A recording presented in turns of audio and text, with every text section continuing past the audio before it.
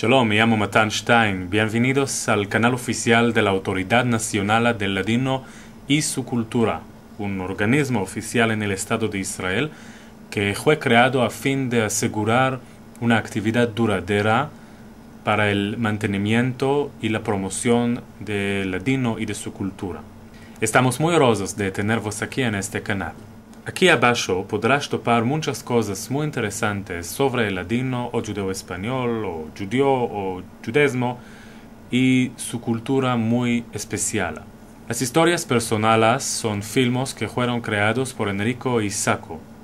Son documentales de hablantes del ladino de varios países que cuentan de sus vidas.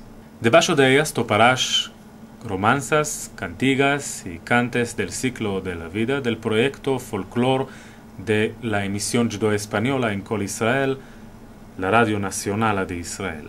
Y más debajo, un tesoro más, vos trujimos sketches raros muy cómicos que también fueron enregistrados en Kol Israel hace muchos años atrás y que los quitimos de olvido y transferimos a media digital.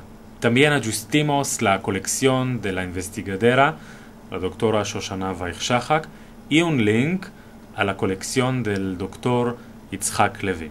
Deseamos que goces de nuestro canal.